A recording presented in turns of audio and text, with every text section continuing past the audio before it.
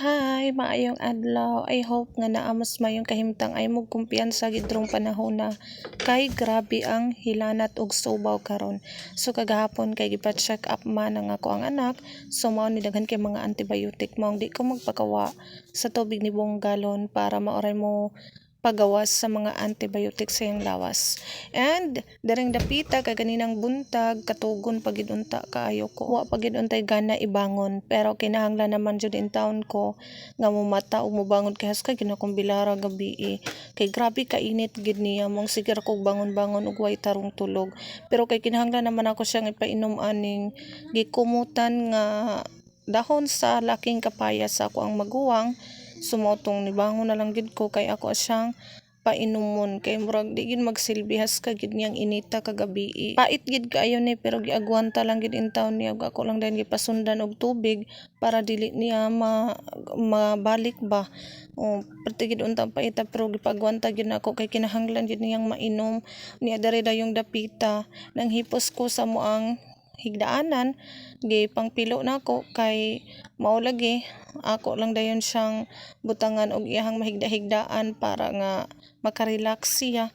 So mao na lipong-lipong pa in town ko kay katugon pa gid unta pero gikinahanglan na kaayong mobangon og manghinlo. Mao na no nga kitang mga inahan dili gyud basta-basta og dili gigingana ka sayon ang atong kinabuhi. Mao na nga kamo dinhang wa pa nahimong inahan hunahunaan ninyo sa makadaghan kung ready na ba gyud mo kay mao gid ni ato ang papil isip inahan nga kung naibation atong mga anak kinahanglan jud nato nga bisan og lipong-lipong ta diha aw agwanta kay inahan man ta. Dili gyud lalim isip ginikanan na ta kay ang mga responsibilidad dinha makutkot gyud ang dili katol mong ay gyud mog dali-dali diha.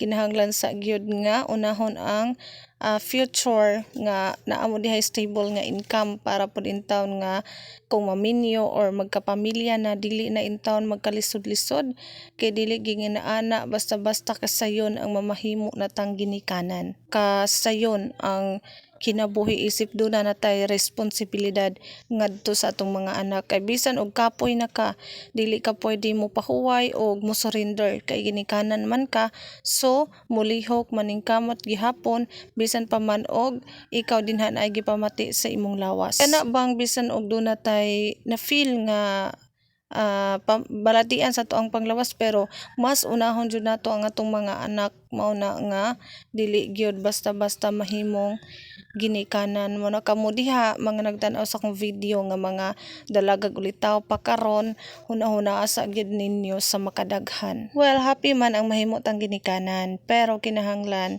nga panindigan gyud nimo ang imong responsibilidad.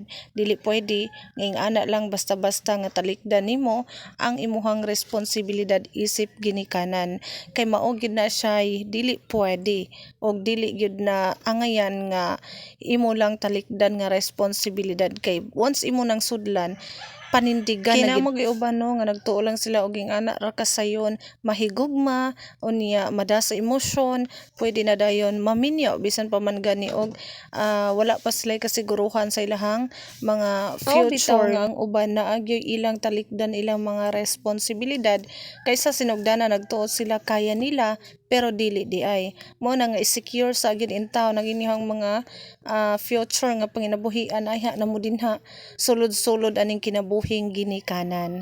So mao lang to daghay kay salamat sa inyohang padayon nga paglili sa ako ang mga video. Amping mong tanan maayong adlaw and God bless.